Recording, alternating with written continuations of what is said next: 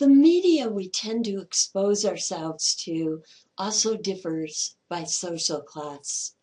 Lower classes tend to read more publications that dramatize the lives, in other words, the romance and lifestyles of the famous publications like National Enquirer.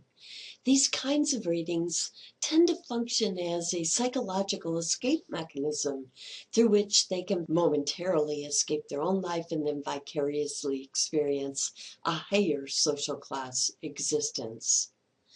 Lower classes watch more TV than higher classes, and also their TV choices differ. Lower classes prefer to watch more soaps, quiz shows, and sitcoms. Higher classes prefer to read more magazines and newspapers, and their choices in TV viewing tend to be current events, news, dramas, and movies. Psychographics refers to the psychological part of lifestyles in particular. So things like values, beliefs, ideals, etc. And it does so within social class to provide even finer distinctions. And this is where things get really interesting again with scales. Rokeach's, VALS, oftentimes just referred to as VALS. The number 2 after that means it is the second edition. So Rokeach's VALS second edition is the most sophisticated lifestyle marketing scale to date that segments by these psychographics. So remember now, Nielsen's prism from our last lecture is based on geodemographics. Remember that. Differences in taste cultures based on geographic regions of the country. The VALS 2, the most current version of Rokeach's VALS. In contrast, segments by psychographics, things like values, ideals, lifestyles.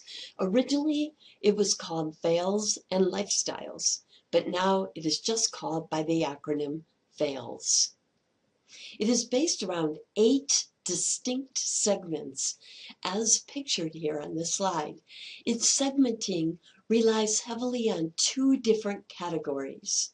1, your available resources, such as your income, education, self-confidence, health, eagerness to buy, intelligence, and energy level. And 2, your primary source of motivation, whether that be ideals, achievement, or self-expression, for example. The VALS has identified 8 distinct consumer segments, as shown in this slide again. And again, marketers can use these segments to predict who will be the most likely to purchase their products and services. If your curiosity is piqued with these labels like thinkers, makers, innovators, etc., you can read short descriptions of each on pages 492 and 493 of your text. As an assignment for this class, a really interesting one again, you will be taking the VALS and reporting within which of these 8 segments you fall. So look at your timeline this week for instructions for this assignment. So here's a few tips derived from this lecture material. Tip number 1. If you wish to eat out healthier on a student or otherwise limited budget, of course you will want to avoid buffets and order off menus instead. But recall that U.S. restaurant portions are significantly larger than what is considered healthy. Ask for a to-go container along with your meal, not after. And pack up half of your meal for your freezer before you begin eating. Tip number 2, if you tend to ever be surprised by your monthly credit card bill, go to your local bank and request a free check register. Then keep it with your credit card and record and tally all purchases as you make them. Tip number 3. I think I said in the last tips in the last lecture that there was one, if you didn't do any other one in this class, do this one, okay? This is one that I also really urge you to seriously consider. It's about the value of starting a retirement account young. Okay, here you go. Jane is 25 years old, and her favorite aunt dies and leaves her $1,000. She puts it in a retirement account where it makes 10% yearly over the next 40 years until she retires. What is her ending balance at retirement? Now, this is what I want you to do. Okay, I want you to pause the video, okay, and figure this out. Get out your calculator and figure this out. So again, $1,000, she puts it in a retirement account where it makes 10% yearly over the next 40 years. So what is the ending balance at the time of her retirement?